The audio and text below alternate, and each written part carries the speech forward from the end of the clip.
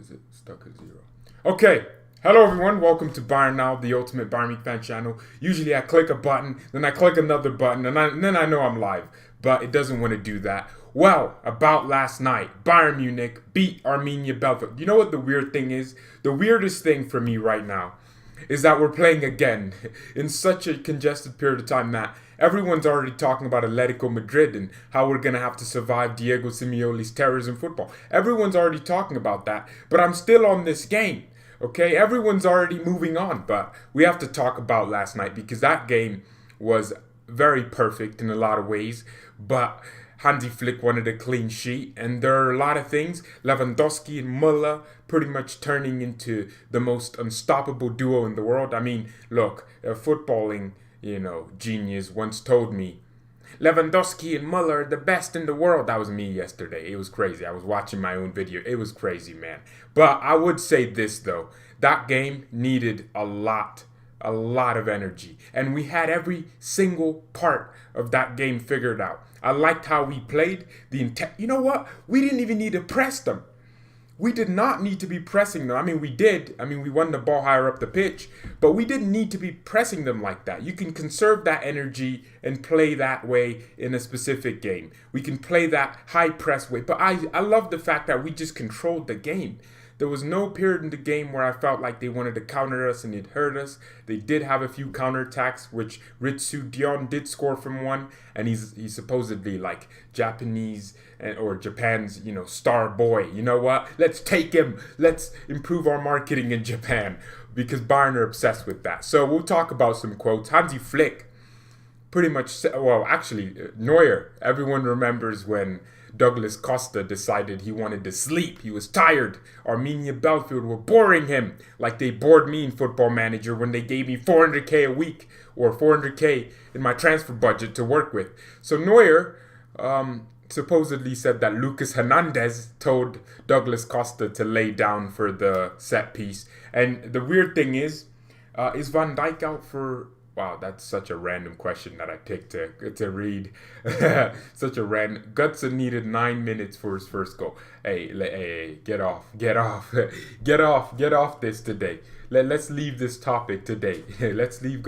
I'm happy for him. If he's going to turn into prime Götze in Holland, then that's crazy.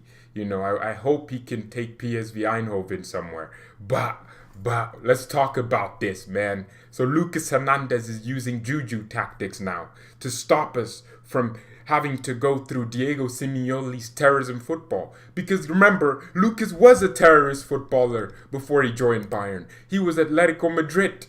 You know how they defend. They defend for 180 minutes over 2 legs. They don't stop. And then they counter you about once or twice per game. And, Van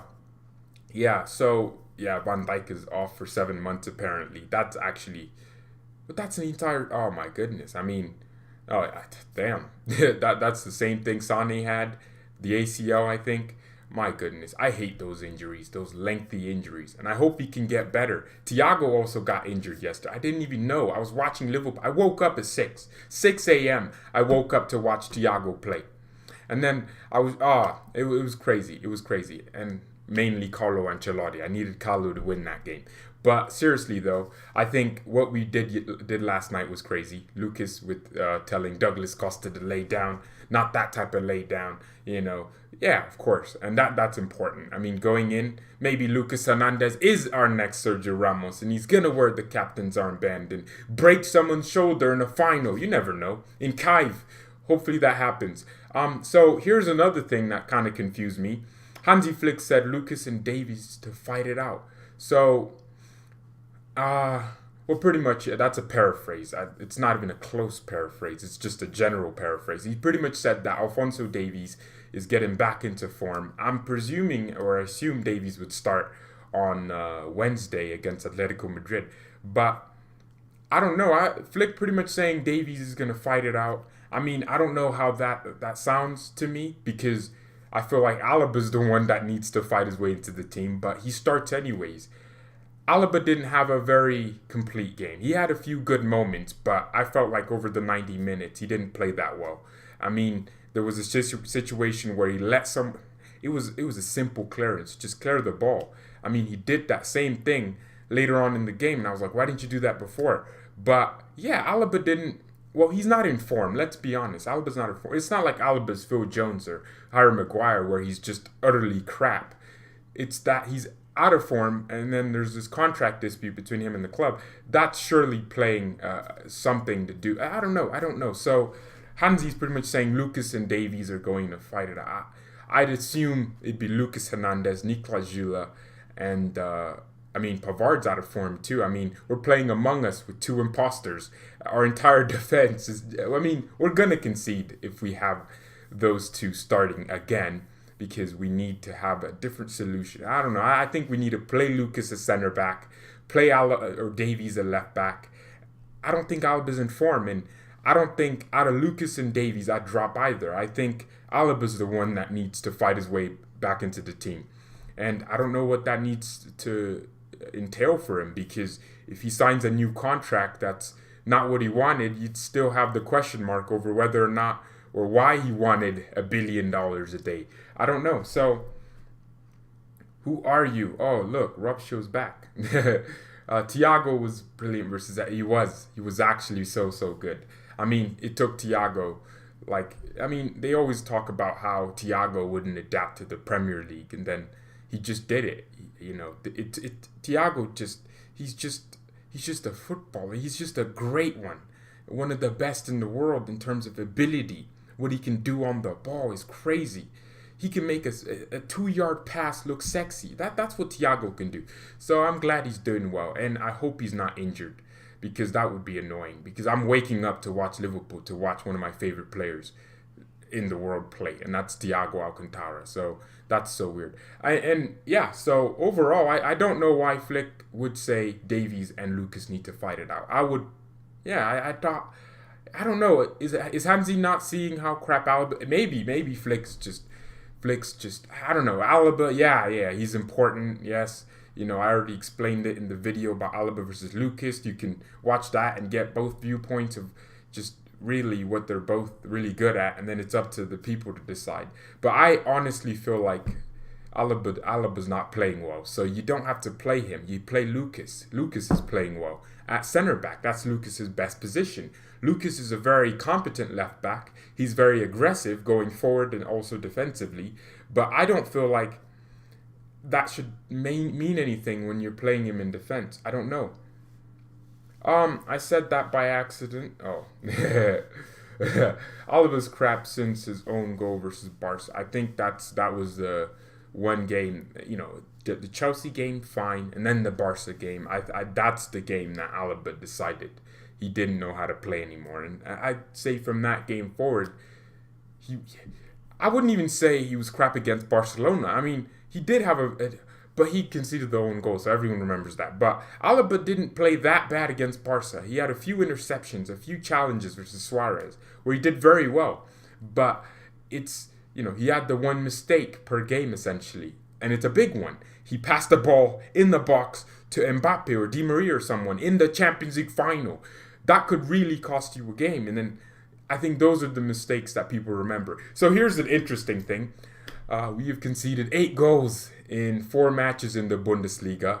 We've scored 17.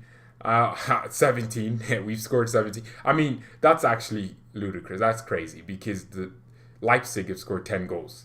And they're second to us. I mean, we're scoring about four goals a game now. That's actually a crazy rate.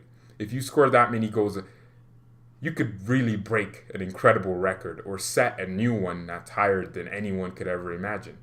I don't know. The rate Lewandowski's scoring at, which honestly I didn't imagine. I thought he'd be getting more assists. But he's starting to get back to wanting to score goals again. So that's nice. But the rate we're scoring goals now, I wouldn't be surprised if at the end of the season we have 150 goals and 90 conceded. No, seriously, I feel like we'll concede a lot of goals this season, and I don't mind that. A lot of defending is about the mental, keeping yourself alert, anticipating a lot. So I don't really think it's abnormal to see the goals we concede. I don't think it's abnormal, right? Even against Lyon, he was weak link. Alaba? Well, I'd say against Lyon, the weak link, if you wanted to say it. And he played very well, but Thiago gave the ball away a lot. right? So I'd say that was, but I don't know what against Lyon. I didn't think he played that bad. I thought he just looked shaky, and that's what he's been looking like since the Champions League campaign. And I think we should just drop him, let him get back into form. But I know what Hansi Flick's trying to do. He's trying to play him until he gets back into form. I don't know about that. I feel like if a player isn't playing well and you have other players that could play better, it's better to just say, you know what, for the team, I'm going to take you out. You need to figure out your own problems. So that's what I do to Alaba. 8 goals conceded, though, is pretty high, but I don't mind as long as we're scoring a lot of goals. I mean, 4 of those came against one team, so I'm not really looking at that too much. And we conceded 3 goals against Dortmund. 4-3, but that was a fun game. I don't mind conceding goals against Dortmund. Actually, no, I do mind, but as long as you win the game. I mean, winning is what matters the most. Unless you're in the Champions League knockout rounds, then conceding goals is a pretty huge deal. Lewandowski turned from man who had fight with Jupp and being selfish to most influential player in Bayern. Well, I wouldn't say Lewandowski was ever selfish. I'd say he was just goal hungry. That was his one thing. His go-to was to score goals. And we'll talk about Lewandowski and his numbers and why I'm impressed with him and Muller as well. Those were the 2 outlying performers yesterday. But with Lewandowski, I feel like over time, he wants to be more involved. I mean, I brought up the example in the watch-along about how his tackling and his duel, something I read off a website, it increased by like 150% compared to previous years. Lewandowski's getting more involved defensively and offensively. So that, and also in the build. I mean, he always was, but he just didn't do it as much because he wanted to score, right? Every time he got the ball, he'd lay it off in the box. But now he's just chilling around the area, just trying to get in good pockets and pick up the ball and get assist. And then occasionally he pops up with a goal. So now we have 2 assist merchants. But I do think that gives the impetus to Sane and Gnabry to score more goals as well, which is why we had Gnabry score a hat-trick before Lewandowski did. So that's why. I don't mind that. I don't mind Lewandowski getting more assists. I think it's so important for us that he does that.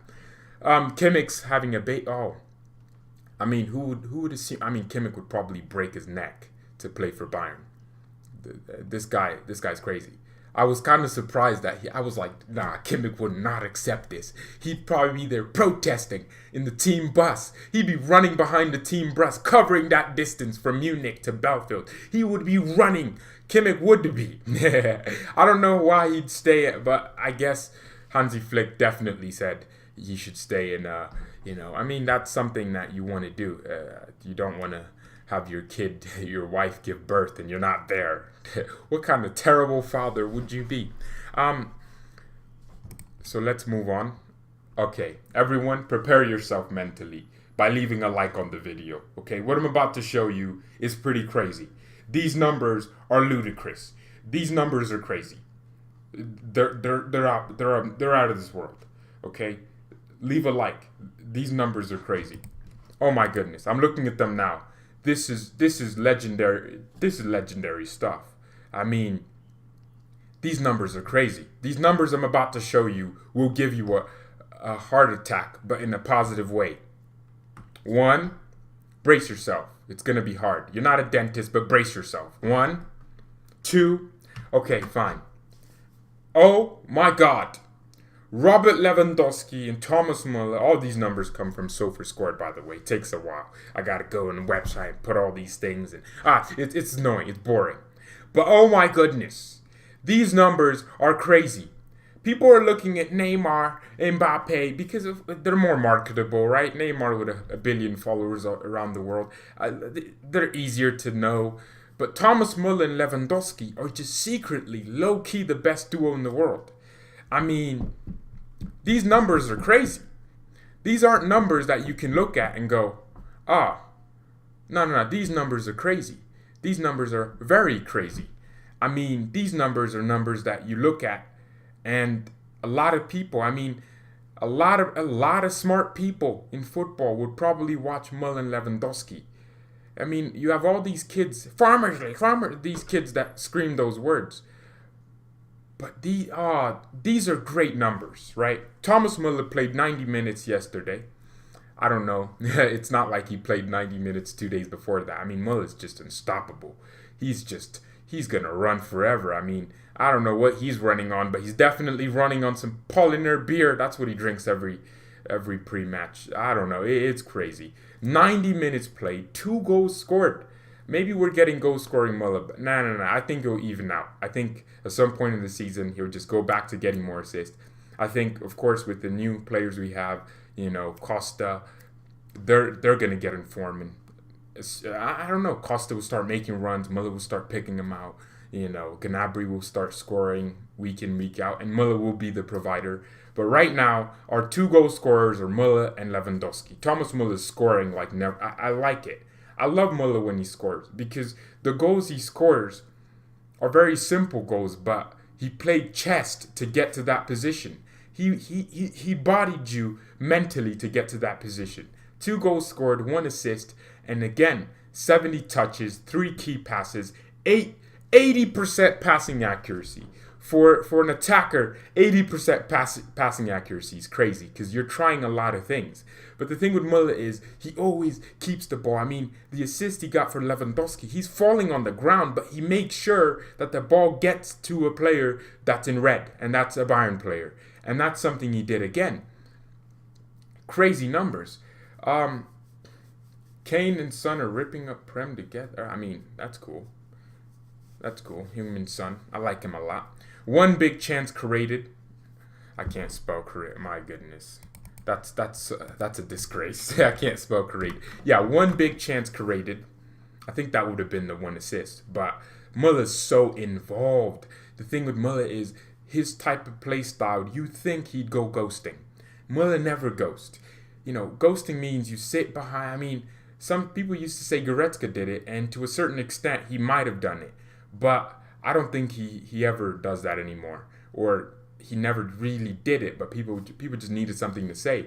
But what Muller does is he's always there. Like he's right in front of where the ball is. He's dropping in. If we need an outlet, Muller's dropping in.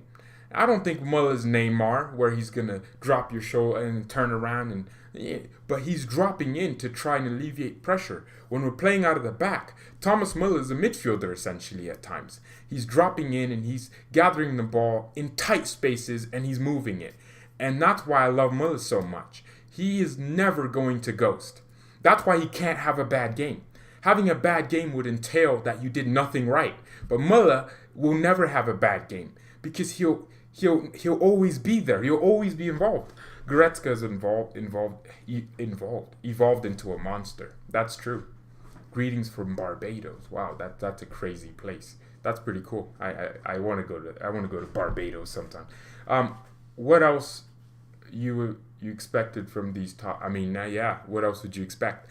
So Lewandowski scored 2 goals, 2 assists. No. I count the Muller goal as an assist. Okay, that first goal Muller scored, that's a Lewandowski assist. That flick on deserves to be an assist. I know Muller hit it off a player and then hit it inside the net. But no. That's a Lewandowski. The flicks, man. My goodness. This guy was crazy. I think he created more chances. Yeah, 2 big chances created. 3 key passes. He was overall more creative than Muller. And that's crazy because it's usually the opposite way. I mean, Muller took his turn to score goals and Lewandowski took his turn to assist them. So that's a crazy partnership. I think what people are seeing in Lewandowski is something you won't see. And everyone loves to say, well, first of all, he scored some beautiful goals yesterday. I mean, maybe the second goal he scored, that maybe wasn't the most beautiful goal in the world. I'd give that goal a nice little 6 out of 10. It deflected like twice. Goalkeeper deflection, defender between his leg deflection. Yeah, but it was a goal nonetheless. But the first goal he scored, where Goretzka ran through 5 billion players, got it to him, edge of the box. He sets himself up, and it's a crazy shot.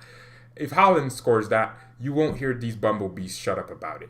But Lewandowski scores that with ease all the time. He scores those type of goals, but people don't remember them because he's scoring the uglier goals, right? But those ugly goals that Lewandowski scores are the ones that keep you consistently winning titles.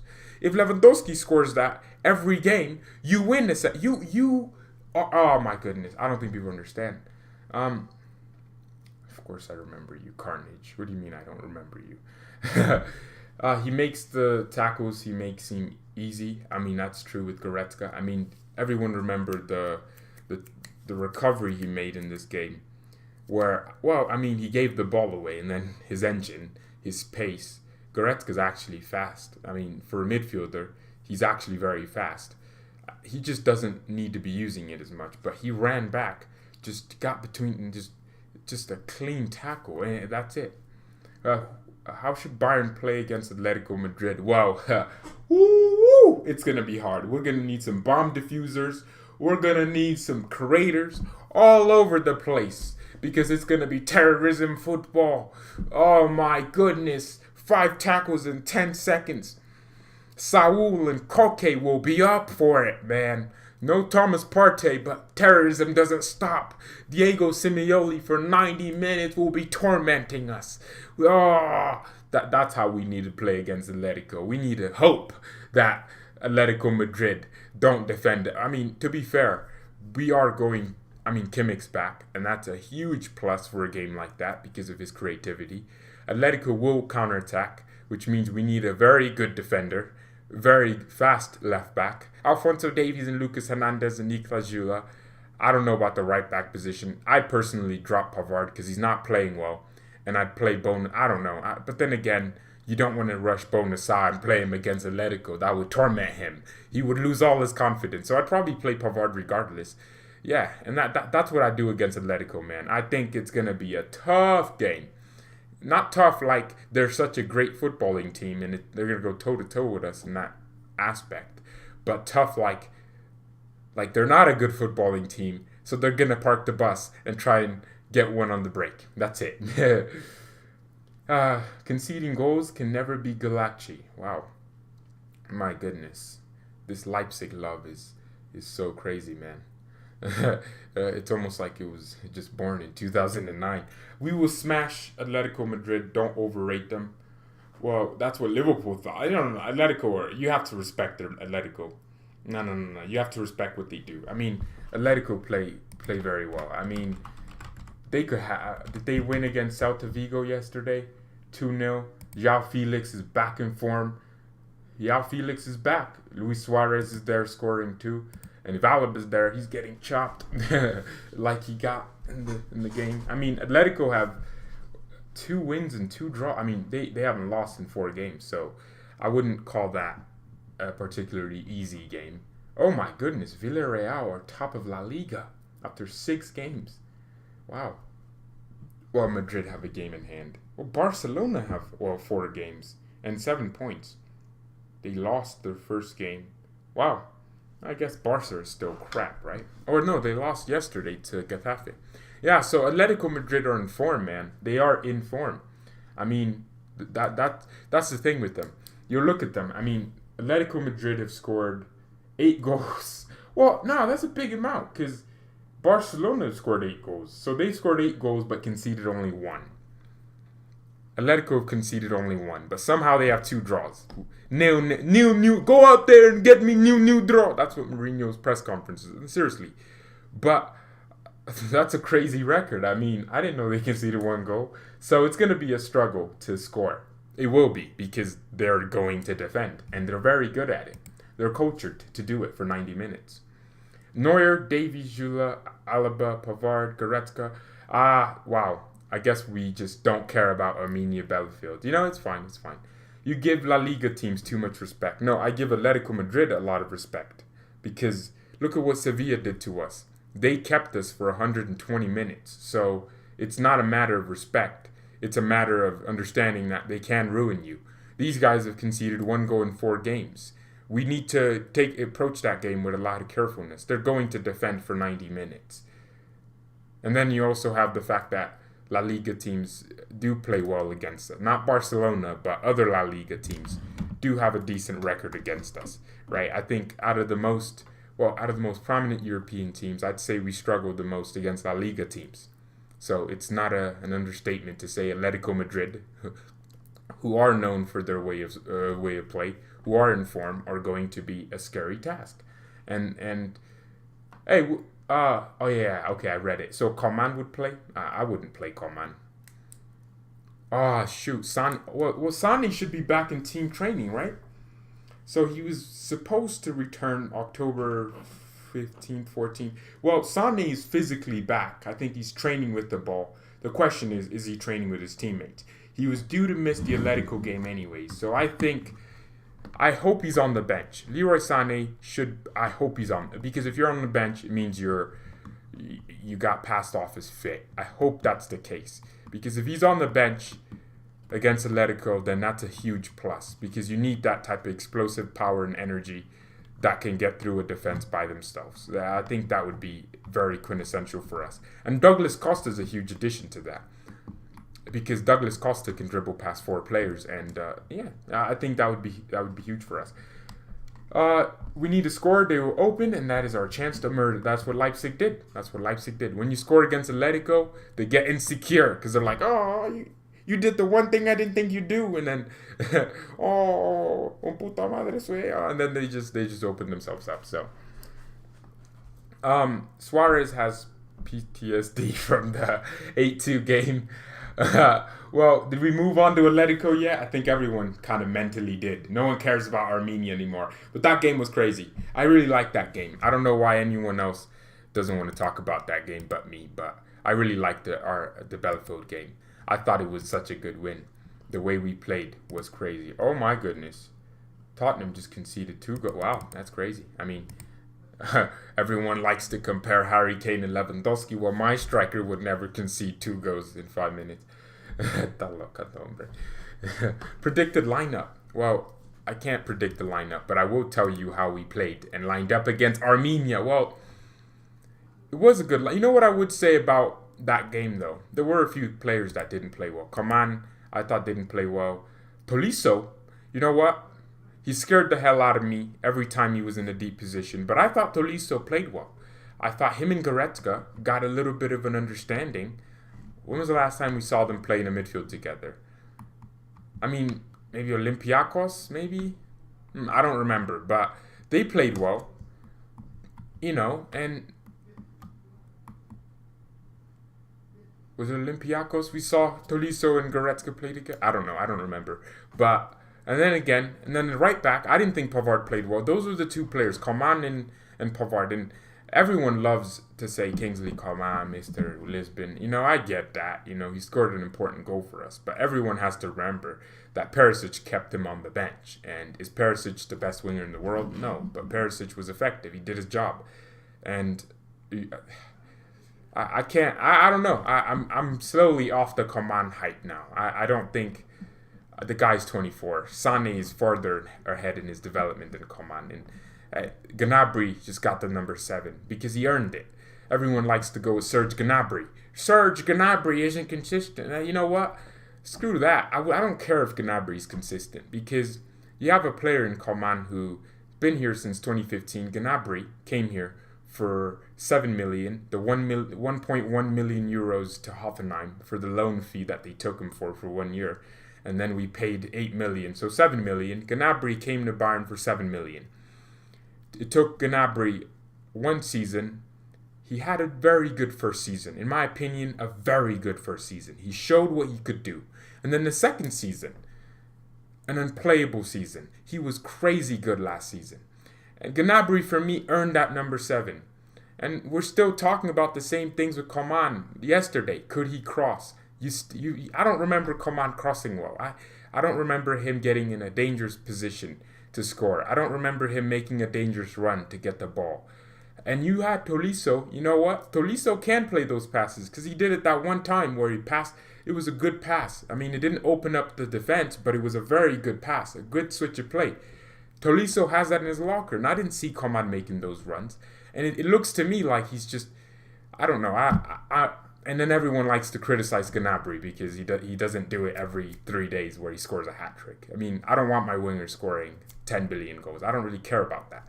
I care about their liveliness. And Serge Gnabry was very lively yesterday. Layoffs, he was nutmegging. He was doing it. He was dangerous. And that's what I like. But I didn't see that from Kingsley, man. One day, Coman will learn to cross. Well, he's 24 right now. I mean, if he can't cross now, that's scary to me. Yeah, I don't know. I don't know. Coman does not want to get injured again. Why is he like that? I think he does play like he doesn't want to get injured. And that's weird because he's going to get injured anyways, right? And not that I'm saying I want him.